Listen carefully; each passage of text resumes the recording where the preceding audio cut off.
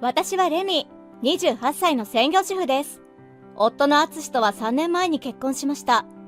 私の結婚が決まった時、両親は驚いていました。というのも、私が義足だったからです。子供の頃の事故がきっかけで、私は義足生活をしていました。両親は、不自由な体では結婚相手もなかなか見つからないだろうと心配していたようです。しかし私が義足をつけていることは、夫にとって結婚をためらう理由にはならなかったようです。夫は、義足でも義足じゃなくても関係ない、レミのことが好きだと言ってくれました。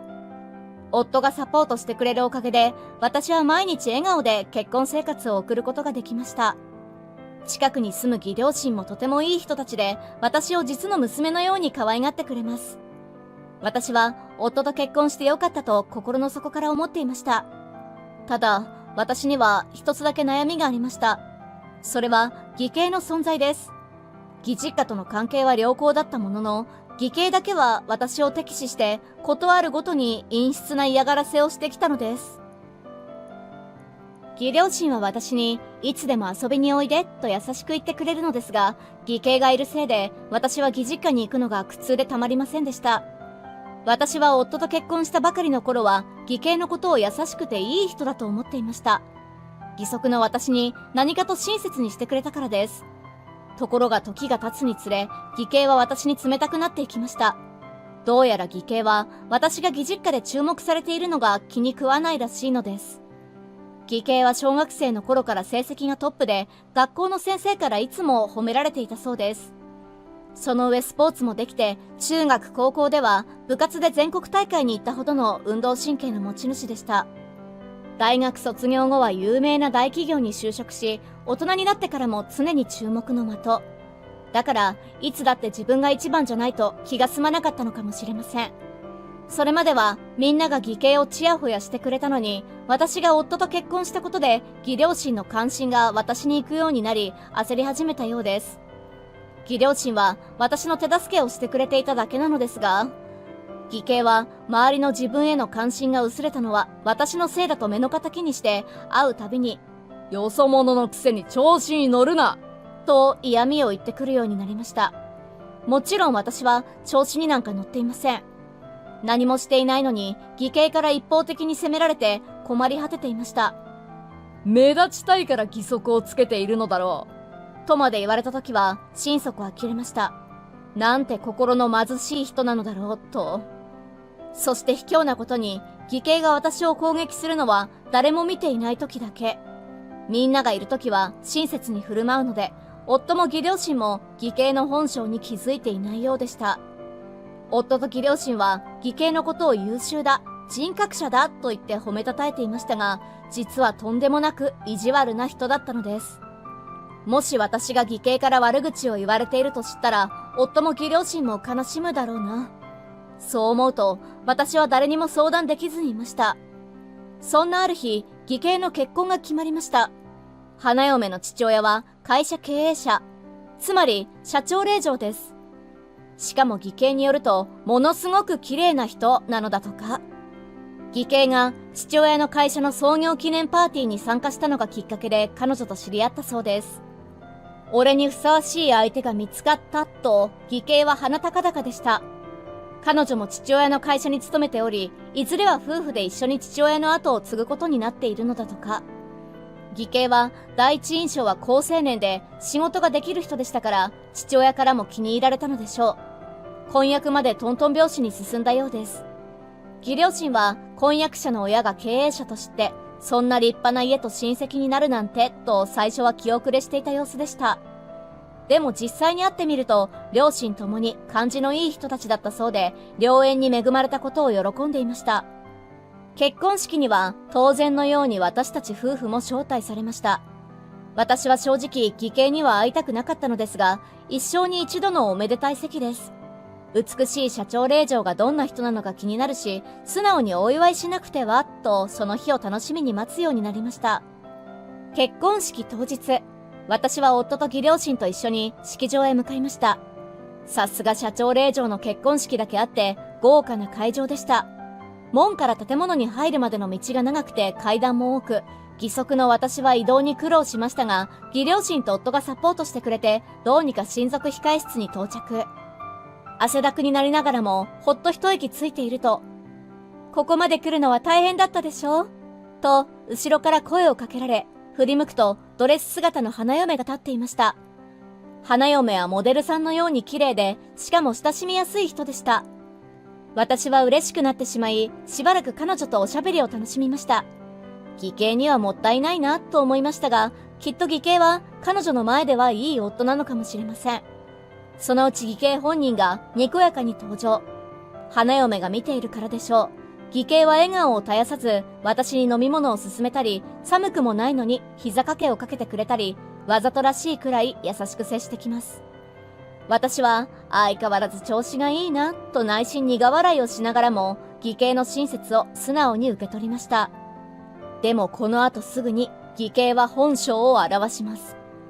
それは花嫁が自分の控室に戻り、義両親と夫もお手洗いに行ってくると言って同時に席を外した時でした。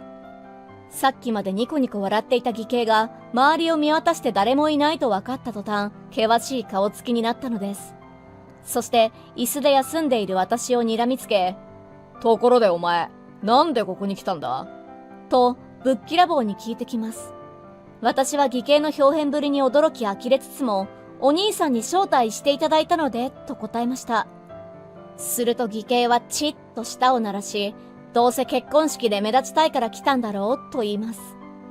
義兄の私を見る目は憎悪に満ちています。私は悲しくなりました。晴れの日にまで私のことを悪く言うなんて。そこで私が目立ちたいからではない、義兄のお祝いがしたくて来たのだということを一生懸命伝えると、義兄は嘘をつくなとでも言いたげに首を横に振り、鬼のような形相で言い放ちました。今日の主役は俺たち新郎新婦だ。お前は式の邪魔だからさっさと帰れ。私は唖然としてしまいました。二人の結婚を祝福するために長い距離を頑張って歩いてきた私を義兄は追い返すつもりなのです。しかもその理由は私が義足だから。義兄は義足をつけている私がいると周りが気を使って新郎新婦より目立ってしまう。つまり結婚式の邪魔になると言いたいようです。私はその日、裾の長いワンピースを着ていたので、義足が目立たないのは見ればわかるはずです。それなのに、義兄は誰もいないうちに私を式場から出してしまおうと思っているのか、ぐずぐずするな、早く消えろと言って、私の服の袖を乱暴に引っ張ってきます。せっかくこの日のために新調した衣装が破れてしまいそうでした。もう限界だわ。この時私の中で何かが壊れるのを感じました。今まで私はどんなに義兄からいびられても、夫や義両親に心配をかけまいと我慢してきました。でも、耐えるのは今日でおしまいです。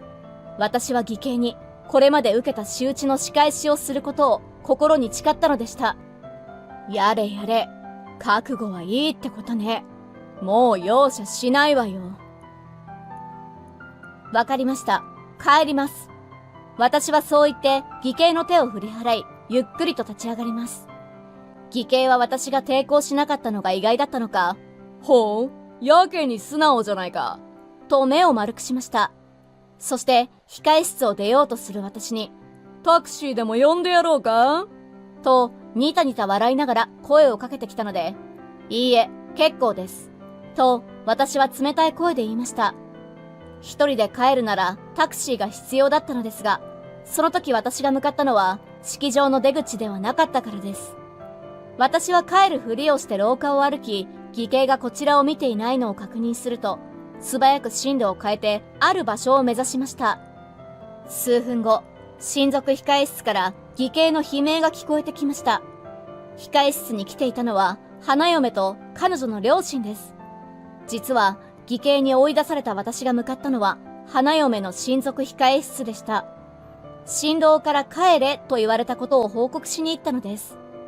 私から事情を聞いた花嫁と両親は真っ青になり、すぐに新郎のもとに駆けつけました。夫と義両親もすでに控室に戻っています。早く走れない私はゆっくり歩いて控室に向かったのですが、私が到着した時にはすでに修羅場は始まっていました。君は式の邪魔だと言ってレミさんを追い出したそうだが、本当かね？花嫁の父にそう聞かれ、違います。レミの体調が悪そうだったので、返してあげようと思ったんです。義兄が慌てて言い訳をしています。ところが、体調が悪いならなおさら、一人で返すのはおかしいだろう。なんで旦那さんを呼ばなかったんだ。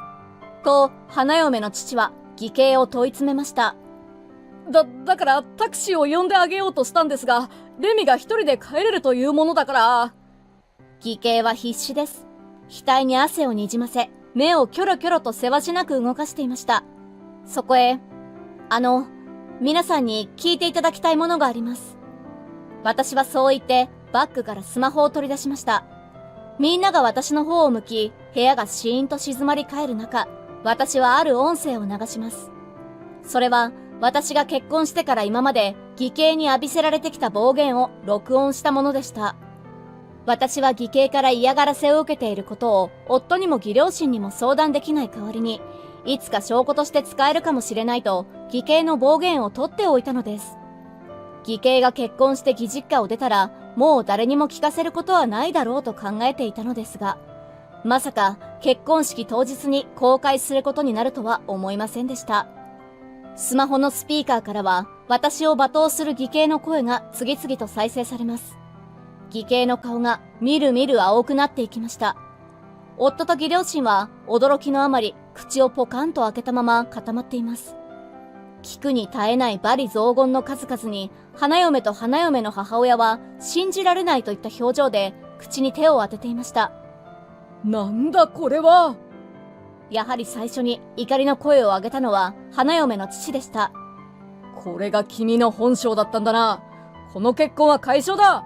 今日集まってくれた人たちには申し訳ないが、義足をつけている人を馬鹿にするような差別主義者と娘を結婚させるわけにはいかない。すると、違うんです、お父さん。義兄が花嫁の父にすがりつきます。ふざけるな。何が違うものか。君の声ではっきりとレミさんを罵倒してるじゃないか。真っ赤な顔で怒鳴る花嫁の父に、俺はレミが目立とうとしているのがちょっと気に入らなかっただけで、今日だってレミが参加したら俺たち新郎新婦よりも注目を浴びてしまいますよ。義兄は本音を打ち明けて何とか許してもらおうとしているようでした。しかしそこへ花嫁が出てきて義兄に言いました。